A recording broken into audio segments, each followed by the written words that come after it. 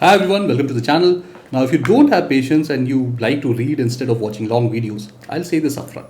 I have written an ebook on personal finance and career decision making where the first two chapters are completely free. The link is in the description. You can read it at your own pace. And for everyone else, let's get into this because 2026 is a very different world from even 3 or 4 years ago. And the way you think about side hustles needs a serious update. Let me start with something uncomfortable but honest. For most working professionals in India today, a side hustle is no longer about extra income. It is about optionality. It is about not being trapped. It is about having something of your own that compounds quietly while you're busy doing your day job. Salaries are growing, yes, but so is fragility. Layoffs, role redundancy, AI disruption, slower promotions, and entire career paths are becoming crowded overnight. The old idea that you'll just climb a ladder for 30 years and retire peacefully is no longer the default path. A side hustle is now career insurance. Now, before we get tactical, let me clear one myth. A side hustle does not mean hustle culture, burnout, or working 18 hours a day. In fact, the best side hustles in 2026 are deliberately boring, slow, and asymmetric. Asymmetric meaning that the upside is much higher than the downside. You put in focused effort upfront, you build some kind of leverage or moat, and then let time do the heavy lifting. If your side hustle depends entirely on your daily energy, then it's not a side hustle, it is just a second job. So let's talk step by step. The first step is not choosing an idea. The first step is choosing the type of side hustle you want to build. There are broadly three buckets: skill monetization, audience monetization, and credential or mode based monetization. Most people randomly jump into the first two because they feel that it's easy. Freelancing, content creation, coaching, consulting, there is nothing wrong with them, but they are brutally competitive and increasingly crowded, especially with AI towering over entry barriers. If you're going down this route, then you must be realistic about how you will differentiate. This brings me to the single most important concept for side hustles in 2026: the moat. A moat is the reason someone chooses you and not the next Instagram profile, LinkedIn post, or AI generated website. In the past, effort itself was a moat. Today, effort is commoditized. Everyone is working hard, and the moats that matter now are credibility, regulation, trust, and distribution. So let's make this concrete. Suppose you're good with Excel and analysis. 10 years ago, that alone could become a consulting side hustle. Today, Excel skills are table stakes. AI can generate models in seconds. So, what is the mode? Maybe it's domain specialization. Maybe it's regulatory permission. Maybe it's a license. Maybe it's years of demonstrated experience in a narrow niche. The narrower and harder to replicate your mode, the more durable your side hustle becomes. Let's talk about finance for one example because finance is one of the few domains where regulation actually works in your favor. In many fields, regulation is seen as a barrier. In finance, regulation is a filter. It keeps casual competition out. Anyone can post reels about stocks, but very few people are legally allowed to give advice, charge fees, or build a long term advisory business. That distinction matters far more than most people realize. But before we go there, let's zoom out. Step 2 is inventorying what you already have. Many working professionals underestimate their own leverage. You have education, work experience, problem solving ability, and credibility simply because you have survived the Indian corporate system. The mistake people make is chasing side hustles that are completely disconnected from their existing skill stack.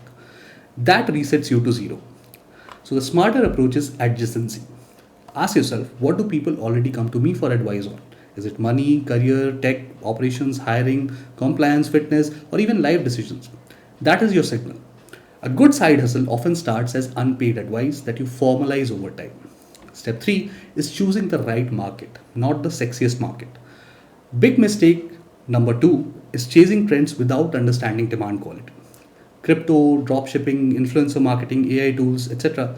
They are attractive and they command massive attention, but attention is not revenue. A good side hustle market has three properties: people have money, people have recurring problems, and people are willing to pay for trust, not just information. Finance, healthcare, compliance, education, and career navigation consistently meet this criteria.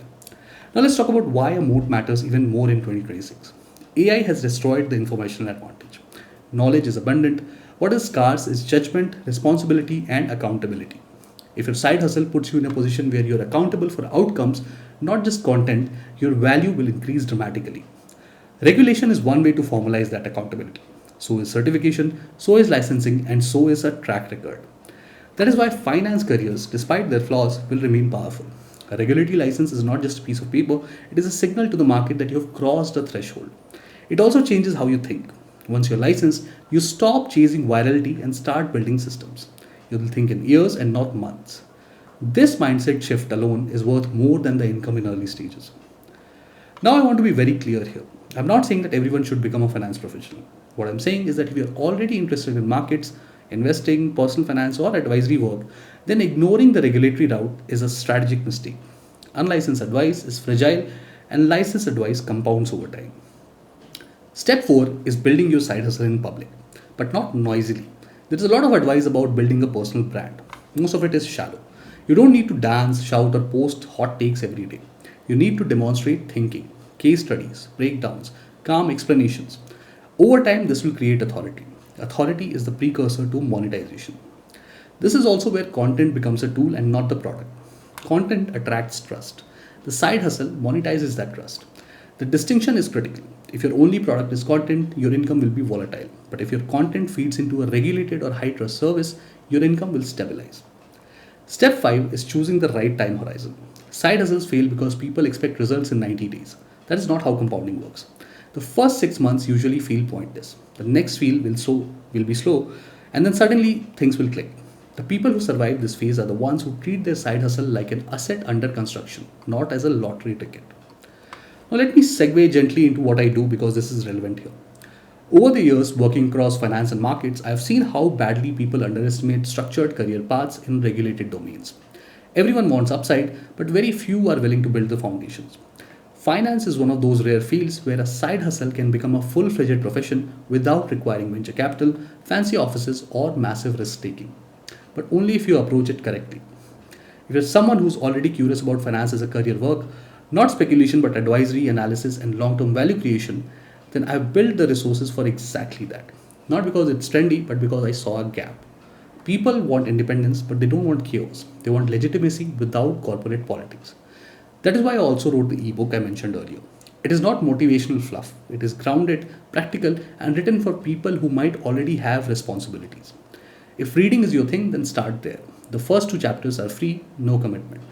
And for those who want to go deeper into finance as a structured side hustle or a full time career, I've also built courses that focus on regulatory clarity, real world application, and long term thinking. Again, no pressure, no hype. Think of them as tools and not promises. Coming back to the framework, step 6 is systems. Your side hustle must survive bad weeks. That means processes, templates, repeatability. Whether it's onboarding clients, publishing content, or managing compliance, systems protect our time. And time is your most constrained resource as a working professional. Step 7 is patience combined with feedback loops. You don't blindly persist, you observe. What questions keep repeating? Where are people confused? Where do they hesitate to pay? And that is where refinement happens. Side hustles don't fail because of bad ideas. They fail because people stop listening. And finally, step 8 is knowing when not to scale. Not every side hustle needs to become a startup. Some of the best ones quietly generate income, credibility, and optionality without ever becoming noisy. Scaling should be a conscious decision, not an ego driven decision. So let me end with this. In 2026, the smartest side hustles look boring from the outside. They are slow, regulated, trust heavy, and deeply human. They reward consistency over charisma. If you build something with a moat, especially in areas like finance, careers, or compliance, you're not just earning extra income, you're building leverage against uncertainty. If this video helped you think more clearly about side hustles, take your time, rewatch it, read the free chapters if that's your style, and buy the ebook if you want. Explore the courses and the paths deliberately. And if your finance as a structured regulated career extension resonates with you, you know where to find me. Like the video, subscribe to the channel, and join the Telegram group. The link is in the description.